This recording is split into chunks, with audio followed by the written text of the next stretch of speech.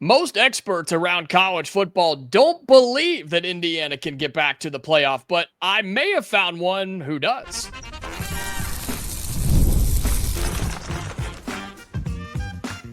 You are Locked On Hoosiers, your daily podcast on the Indiana Hoosiers.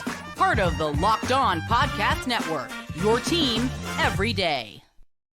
Welcome, and it is the Locked On Hoosiers podcast. I'm your man, Jacob Goins. I appreciate you being here, making this your first listen or your first watch every single day. We are part of the Locked On Podcast Network, which is your team every day. Today's episode is brought to you by FanDuel. Football season is around the corner. It's literally tomorrow. Visit the FanDuel app today and start planning your futures bets. Now, I'm your man, Jacob Goins, and we got our guy, Brian Smith, host of the Portal Podcast, part of the Locked On Podcast Network. He's also a recruiting expert as well. We're going to talk Indiana recruiting. We're talking Fernando Mendoza, and we're talking the college football playoff because, Brian, I know you've seen it. Most people don't think Indiana can repeat the success they had from a year ago, but while you may not be a full believer, you see how it could happen for the Hoosiers. Well, there's a couple main reasons. Number one, the staff really hasn't changed. I'm a big Mendoza guy, so I'm in high school. I've seen him play live in college. Having a quarterback like him that's going to get drafted, yeah, that matters. They've got good running backs. They've got pretty good players in the trenches. And by the way, this just in, they may have the best defensive end in college football in Kamara. Like he wants 20 sacks this year. I don't know if he's going to get to that. But those are really good starting points. And oh, by the way, they still have Aiden Fisher. So they're going to at least be at a pretty good bowl game. It's going to come down to a couple games that I think everybody knows about. And then that Illinois game as well. Well, there's so many people that I keep talking about it here on the show. I truly believe, Brian, that most people haven't taken the time to look at the Indiana roster that didn't lose a ton from a year ago other than your starting quarterback and Curtis Rourke. Yes, but you replace him with somebody who's just as good, if not better, and Fernando Mendoza, who we'll talk about later. But I just don't think many people have looked at this roster before they say, oh, no, Indiana's not going back to the playoff. It's just the inevitable step back season is upon them, Brian. That's what most people are saying. Well, you got to remember, I'm going to get ready to turn 52, and like Indiana, this is the first time Indiana was ever good in my lifetime. Sure, totally understand. That's the problem. Yeah. Like it's different if a team steps up for year 2, year 3 to year 4 doing it. They only did it once. Yeah. So people in today's era, they like to doubt. Okay. So Indiana's got to prove it, but the schedule, while a couple of road games are really difficult, it's still not terrible. It's not as easy as last year, but it's still not terrible.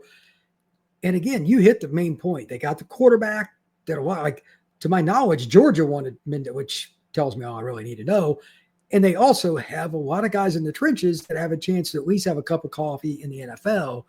If you have that combo, quarterback and trenches, with this staff, it's proven. I like their chances, but again, at least being at a very good bowl, and if things break right, it's not out of the question going to the last weekend, which, by the way, they'll kill Purdue, that they're in the conversation for the playoff. We'll have to see, but they're in that race until otherwise proven. So, by the way, as an extra, this is the kind of fodder that Nick Saban would have just been like, please motivate my players because nobody's picking them.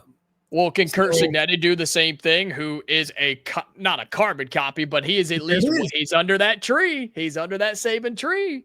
That's right. He's a little different in how he approaches the public opinion part of his program, obviously. Yeah. But at the same time, that's okay. Everybody's got to have their own personality. Sure. Indiana knows that they're on that cusp. Like they're 8-4 or better. That's how I see them this year. If they don't win at least 8 games, something went wrong. An injury or the chemistry was just terrible. Something just really went wrong. When was the last time you said that about Indiana? Hint, never. Yeah, never. So if you're an Indiana fan, this is house money, brother. This is house money. So enjoy the ride. Enjoy the ride. Well, hey, you cover the portal on a daily basis with the Portal Podcast, which is, of course, a part of our Locked On Podcast Network. And look, Indiana's got several dudes. You speak of the trenches on the offensive line that will most likely be starters. Pat Coogan is one of them who will be the starting center from Notre Dame. Also looking at a possible right tackle, right? You've got left guard, left tackle things. You've got several options at the offensive line. But if it is 3 starters up front, does that concern you about an Indiana team playing in the Big Ten week in, week out? The biggest thing with that is they got guys that have a lot of talent that are seniors. That helps. As a general rule, I don't want portal guys on my line if I can help it. Yeah. But if you got to do it, take those. So they got the happy medium. And they also got like Coogan. He was a really good player at Notre Dame. That's a kid everybody's pretty much familiar with. He could have went a lot of places. Having him as your pivot guy, as a fifth-year senior, that's gold. So that'll really help Mendoza be acclimated. And then on top of it, it also helps some other guys that are younger, maybe a year away, not be forced into action. Like that's when you put freshmen or sophomores into the lineup at O-line of the Big Ten that aren't ready, it goes very poorly. So They did what they had to. So I'm okay with it, but they had to do what they did when they got there because they didn't have a cupboard full of 4 and 5 stars here. Like they got to make it work. Slowly, you want to reduce the number over time, how many you take. Like I think it's that I read on Peegs, they've over 50 new players combined from the portal in the high school ranks this year. That is not ideal. Yeah. They did a lot of that last year. I know some of them they brought over from their old program, but still. And they were active in December, in the December portal too. Very, very active. I expect they'll be active again this year, but it'll be a little more reduced each year because their high school recruitings went up exponentially. So this is just part of the process, and they're building something that has literally never taken place in Bloomington, Indiana. And so for you, no, I'm with you. Khalil Benson, the Colorado transfer, Zim Mikulski, the Ohio State transfer, who I think are projected starters on that offensive line. But even if the team's good, Brian, even if Mendoza works out and the offensive line works out and the defense continues to get stops like they did a year ago, it's still about winning games. It's still about that schedule. And at the end of the year, if we're talking college football playoff, we're talking building a resume. And there's 3 opportunities. You think only 2 for Indiana to truly do that in 2025. They can't lose to Illinois, but in my opinion, because they got the benefit of the doubt last year and didn't play real well at Notre Dame, that Illinois game is you just can't lose. You'll get credit for it, but very little. Yeah. They have to win at least one of. Come hell, come high water, Oregon or Penn State. Those games are on the road. Yeah. They're not going to get the benefit of the doubt this year. They're not. So they go 10-2. You think, oh, they're in. Not if those losses, especially if they're double digits at Penn State, double digits at Oregon, that would not bode well for Indiana's chances. They'll be in a good bowl, but I bet you it's not the playoff. That would. Well, I want to talk more about those games because Mendoza, Fernando Mendoza, that is a huge reason and hopefully would be a huge reason that Indiana pulls off one of those upsets, plus just wins the games that you're supposed to. We talk about Fernando Mendoza and some other transfers right after this here on the Locked On Hoosiers podcast. Today's episode of Locked On Hoosiers is brought to you by FanDuel. August 26th is officially FanDuel Futures Day, which is only a couple of days away. It's a brand new holiday for football fans who live for bold predictions and preseason hunches. For just 24 hours, FanDuel is giving you deals on NFL season predictions. So whether you're calling for an MVP or maybe a long shot division winner or ready your crown to a Super Bowl champion before the season even begins, this is your moment. Look, if you think the Chicago Bears are going to win the NFC North. They're not, but you can put money on that if you wanted to. FanDuel will do that and give you pretty good odds on FanDuel Futures Day. Maybe Josh Allen is MVP or whatever the case may be. August 26th is the day for you. Visit the FanDuel app today and start planning your futures bets now because Futures Day is only one day and one day only. FanDuel, it's time to play your game. Welcome back into Locked On Hoosiers. Appreciate you being here again. I'm your man, Jacob Goins. He is Brian Smith, host of the Portal Podcast, part of the Locked On Podcast Network, also a recruiting expert, which we're getting to here in just a little bit. But you talk about winning on the road at Oregon or on the road at Penn State. I have been on the record as saying I'm with you. I think winning one of those games is super crucial. I feel like the Oregon game is easier, in quotations, maybe more winnable than the Penn State game, just from the talent perspective and the environment. Neither one will be easy, but if you had to give the Hoosiers a chance, at least right now, which one would you pick? Oregon. Dante Moore has a great upside, but he's barely played that much in college football. He was my number 1 recruit in the class of 23. Like, he was that good, but he just hasn't played much. If they catch him at the right day, they're in good shape, but Oregon's wide receiver group is nasty. So he's going to have a lot of help. And they've got the transfer in at running back from Tulane. They're massive up front on both sides of the ball. Yeah. And Autzen Stadium is about as friendly as a polar bear that has had his toes stepped on. So it's a difficult task, but it's called the Big Ten Conference and one of the best conferences in the country for a reason. If Indiana doesn't make it, they don't make it. But here's the side point. Building football programs is kind of like federal government. It's a bureaucracy. I know that's not what anybody wants to hear, but it's slow. Mm-hmm. You're not going to build really fast. I know that we're in the most impatient society in the world, but it is what it is. You have to play these kind of games, get good at doing them before you win them. I mean, they did not play well at Ohio State last year. Did that really surprise anybody? Probably not. Did they really play that well at Notre Dame? Not really. They had some moments, but they shot themselves in the foot about 20 times. You can't do that and play quality competition. The more you play in those kinds of environments, in those games, the more likely you're going to get notoriety for it and respect get better. Eventually you'll win one. But look at it this way. Penn State completely out recruits Indiana every year. When was the last time Penn State won a road game that you gave a crap about? It's been a while. Yeah, I mean, decade. Yeah. Literally, it's Penn freaking State. It is hard to win in these environments. They can't win at Ohio State or Michigan. Those are the only two games their fan base care about. Literally. Still can't win them. Yeah. I mean, that's why people are saying James Franklin's on the hot seat, even with the best roster in college football. Yeah, that, by the way, shut up. Those are You don't think so? You think it's not zero it's not truly title or bust there at Happy Valley? That's just dumbest thing ever. But anyway, who are they going to hire? I mean, come on, get out. Yeah. But the point is still the same. Indiana will move up in their program, win or lose. Of course, the objective is to win now, blah, blah, blah. They just can't go up. They can't go to Autzen and lose 38-7. You know what I mean? Yeah. Not only would you screw your chances of going to playoff, that is your next curve to get around in recruiting. That is competing in the big games. Correct. They need to see it. Like today's society, even youngsters, they want to see it. Yeah. Like if Ohio State lays an egg in a game, they've got enough cachet. It doesn't matter. If Notre Dame does, they got enough. Penn State, Georgia, they've been there. So that's different. Indiana's only done it 1 year. They have to be like a one-score game, worst case scenario for one of those games, 5 minutes to go. If you get beat 31-24 at Penn State, nobody's going to scream at you. Sure. You know what I mean? It just can't get bounced. Like it can't be a runaway, and they got to play competitively. I think it will help recruiting.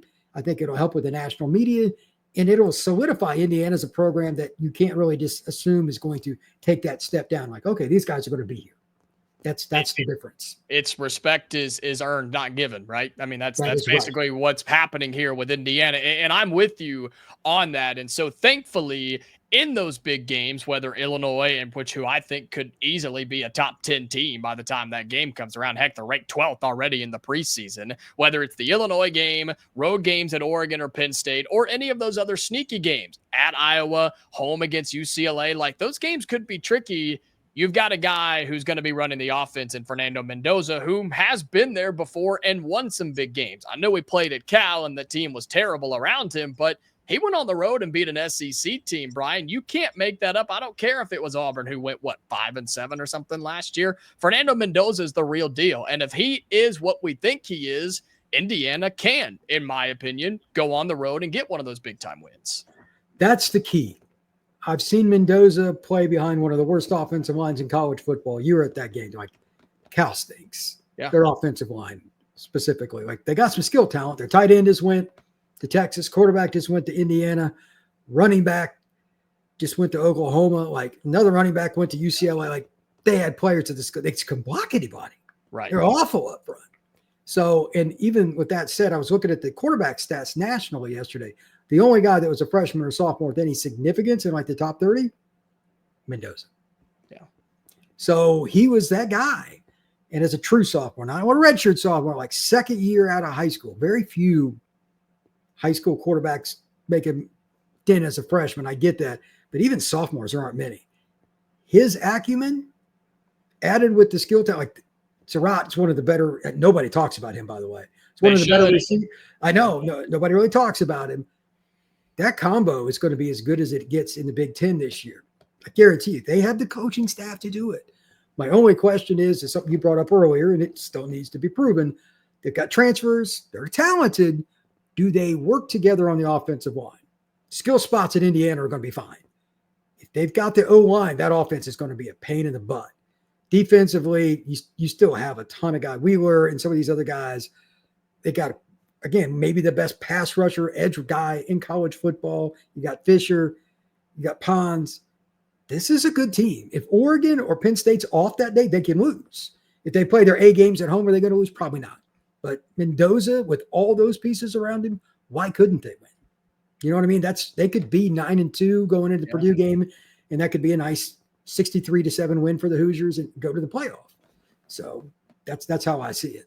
I love the mentality. Why not? I mean, why not Indiana? Because again, I told you, everybody else is saying, nope, not going to happen. No way that it's possible for Indiana to do it again. And I get it, but the roster is good enough. That's my thing. The roster is good enough. And I said, Brian, I think if it all comes together, the roster this year could be better than the roster we saw last year, top to bottom, because of some of the transfer portal additions, because of the guys in the trenches, if they all work out. I know that's a big if, but running back by committee between Kalen Black and Roman Hemby and Lee Beebe Jr., the UAB transfer. Wide receiver 3 is kind of out there, but you've got a Cal kid who's coming over, plus some other guys who could step up, and 2 transfer tight ends with Noah Kowski and then Holden Stays coming in from Tennessee. It's just going to be a matter of when, not if, for the Indiana offense. And when I tell you I'm not worried about the Indiana defense, there is not a single game where I'm stressed that the Indiana defense can't get it done. The talent and the roster is not the issue at IU. The only thing I wish, and this is for every team, is they had like one more defensive tackle. There's no dominant position. Yeah. But that's being really picky. I think the starting talent will be good, but nobody has enough depth. There's always a shortage of those guys. Yeah.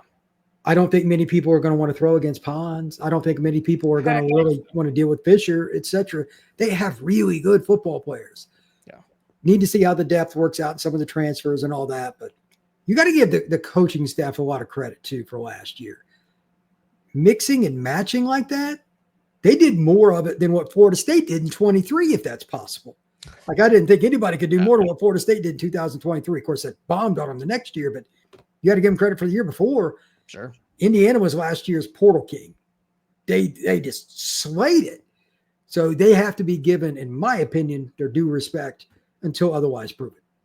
Other than the Illinois, Oregon, and Penn State game, which again, those are the 3 that everybody seems to highlight from the outside looking in, a game that is on this schedule, Brian, that could sneak up on the Hoosiers, that they can't fall asleep at the wheel if they want to come out with a win. Road game in Iowa, home games against Michigan State and UCLA, at Maryland, home for Wisconsin, and at Purdue. One game that's not the big 3 that the Hoosiers have to be ready for. The one that would bother me, and this is historically, as somebody that grew up in Indiana, went to Indiana, it would be Michigan State. Yeah. And there's 2 reasons. Number one, Michigan State usually beats Indiana, and Aiden Childs has an NFL arm. He threw a bunch of dumb picks last year as his first year as a starter, like terrible. He's going to be a lot better. And they got Nick Marsh at wide receiver. That guy's a flat-out NFL player. He'd be gone after this year if he was eligible to leave. He is not. You got to be 3 years removed from high school. If Childs is on that day, that's a problem. And here's the other part. This is just college kids.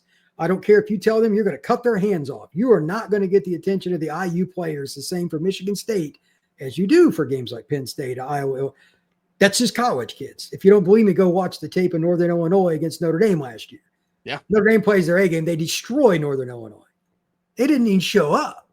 So those are the kinds of games. UCLA a little bit too. They've got some talent, but should Indiana win that game? Yeah. Home game against the team we beat last year on the road. You're not going to get them all the way up. Can you play and win your clunkers? That's an old saying in sport. We're going to find out how much respect Mendoza has and other leaders on offense and Fisher and those guys on defense, because one of these games is going to be 13-13 at half. And ESPN's going to be like, what's going on in Bloomington? It's going to happen. Yeah. Do you win that game? Those teams are the ones that don't make the playoff. Indiana won all those games last year, and like in the second half, they'd put their foot on the gas and crush people. Maybe they had, like that mentality was unbelievable. It was the best in the country. Yeah. Can you do that again in 2025?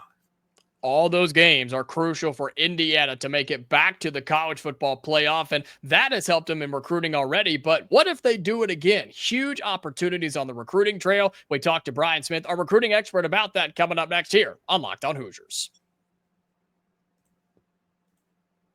Today's episode of Locked On Hoosiers is brought to you by Rugia. Guys, you've probably heard of Viagra or Cialis, but maybe you've even tried them and they just didn't really work for you. If you're looking for something beyond the usual pill, it's time to get Rugia Ready. Rugia Ready is a next-gen prescription treatment designed to amplify arousal in the brain and boost blood flow. Unlike the usual pills that can take hours to kick in, Rugia's 3-in-1 formula dissolves under your tongue and kicks in fast, on average in 15 minutes. Effects can last up to 36 hours, so you can stay confident and in control when the moment is right. If the traditional options haven't worked for you, Rugia might just be the answer. Over 150,000 men have already made the switch. Head to Rugia.com/lockedoncollege and use the code LOCKEDONCollege to get 15% off today. That's RUGIET.com/lockedoncollege and use the promo code LOCKEDONCollege for 15% off. Individual results may vary with prescription treatment. Compounded drugs are permitted to be prescribed under federal law, but are not FDA approved and do not undergo FDA safety, effectiveness, or manufacturing review. Please visit the Rugia website for full safety information. All right, final segment here on Locked On Hoosiers. He is Brian Smith, our recruiting expert here at the Locked On Podcast Network. And we love talking Indiana football recruiting because, Brian, it's a thing now. It exists, and people have to be aware of that. And we've brought you on several times to talk about that. And look, this Indiana team in terms of the 2026 class has pretty much been floating around a top 30 class. It changes by the day, but overall, it's been around a top 30 class, and they have a chance to add to that. Seems like they're in a solid spot with 22 commits, but now you're talking 2027, 2028, and beyond. And with some of these home games this year, Indiana's got a really good chance to make a good impression. This is a massive opportunity. You got the 3 cupcakes at the beginning of the season, which are garbage, but I digress. Yeah. I understand why they do it, because they want butts and seats for revenue. I get it. For recruiting, can you go in on that for just a second, just for recruiting? Because I'm not a fan of it from the product and the fan standpoint. Right. I think it's terrible. But from the recruiting, can you hit on that just really quick? It's just getting kids on campus. Okay. There is no way around FaceTime with parents, the high school coaches, etc. If you're going to play garbage teams, you got to take advantage with the recruiting. The problem is, while you're playing those games, are you going to Indiana against a directional school, or to South Bend when Notre Dame plays Texas A&M? Ohio State, no brainer. Yeah, it's a no brainer. Ohio State, Texas, first weekend. Where you go? So it's difficult. But to that point, maybe the best player in the state of Indiana in decade plus is in the 27 class, Monson Sales from Lawrence North. He measured it at the Rivals 5-star camp at 6'4.5", 210, with hands like a linebacker at over 10 inches. He's a future top 10 pick. Those kind of, you got to get these kind of kids on campus.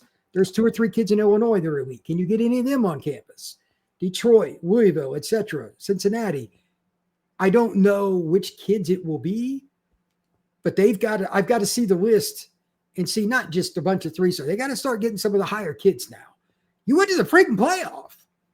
You got to take advantage of it. I don't want to hear any, we're doing good. This is a good point. No. Recruiting rankings do matter a lot. Look at the teams. Yeah. I mean, it's a big deal. So if they can get that next step up, like the 27 class, the first, like Jace Brewer, Sales, and some other guys in the state, that safety from Warren Center, they can just get those kids on campus just from the 27 class. That would show me that things are in the right direction. And then, of course, you want to solidify 26. There's still kids thereafter. You want to get your commitments on campus, all of that in those first 3 games. And then, of course, the Illinois game should be the creme de la creme. Late September, early October in Bloomington is pretty dope. As somebody who went to school there, I'm biased, but I mean, it's a beautiful campus. Yeah. If you don't get a ton of kids to come to that game, you have failed. So I'll be shocked if that's not the case. And to that point, the Illinois game ought to be a lot of fun. Like I went on record saying I think Illinois will win if I had to pick, but that game ought to be just down to the wire. Regardless, recruits should love it. Look, Indiana is if you're going to make the playoff, you need to win that game. You need to believe you're going to win that game. You need to bring the recruits to show that you're going to win that game. All the above. That's what I'm looking at. So the visits aren't just the 26 kids. It's 27. It's 28, which from talking to you before the show, they're doing. Yeah. That's how a real football program operates. And kids from PA, this staff was just in Virginia. They should have Virginia kids like the whole 9 yards. Those first 5 or 6 weeks when the weather in Indiana is still doable for recruits, man, you got to bring them out. You got to really, really bring them out. And if they do, you'll see dividends for years and years to come. Well, the Illinois game, I mean, on paper right now, without a doubt, is the biggest home game of the year for Indiana. Yeah. So you're right. I mean, you've got to hit some big kids, get them on campus. And you and I have talked before. I've asked you this question, how much a win or a loss in those big games truly matters at the end of the day. I think you've said not all that much. I mean, could it sway a kid or two? Sure. But it's more about the environment, the stadium, the fans, and hopefully kids are able to see, and this is displayed, the investment that Indiana football has put into the program in the last 12 months because of Curt Cignetti, who basically walked in and said, yeah, you're going to do this, this, and this, and then he backed it up. So hopefully those are the things, too, that Indiana is able to display on these official visits, which, by the way, in the first couple of weekends, nearly 30 kids will be here. 9 or 10 different states are represented in those first few weekends. So that's pretty incredible for Indiana, if you ask me. That is really impressive. Again, this is what it looks like. Oregon didn't get to be in Oregon by just suddenly beating Ohio State, Notre Dame, and Texas for kids. It doesn't happen overnight. Right. Now they're the most popular team in the country for recruits. Everybody at least wants to visit Oregon. It is a process. It took them about 30 years. It is a process. Yeah, let's not go down that road. 30 years. Yeah, I mean it's a little long, Brian. That's a little long. I know, but I mean it wasn't even after they went to the playoff in 2014, they still hadn't hit their crescendo yet. It takes a long time. So this season for Indiana to be at this pace, they're ahead of what Oregon did, and they don't have Phil Knight as a booster. Okay. Phil Knight is the all-time greatest booster. It is not close. So that he runs freaking Nike. I mean, I don't know what do you say. The point is, they have a chance to close the gap on talent, just raw, unadulterated high school prep talent. Look at the Final Four last year in the playoff. You know how many transfers they took combined? Penn State, Texas, Notre Dame, and Ohio State? 35 last year. Combined. Indiana took almost that in a year. Yeah. If you're going to win, you got to get down to the point where you're taking about 10 or 12 a year. Indiana's still a long way from where they are to be in a premium position. These weekends, that's how you get it done.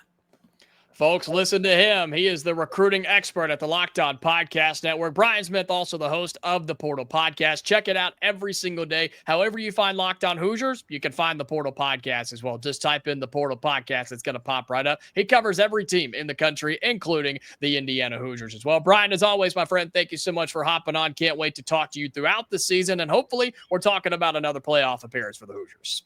Absolutely. Look forward to it. All right, Hoosier fans, appreciate you being here, checking this out. We wrap up another week, and hey, we're back on Monday, and it's officially game week. We have a new episode for you then. Until next time, Hoosier fans, stay safe, and we'll talk to you later.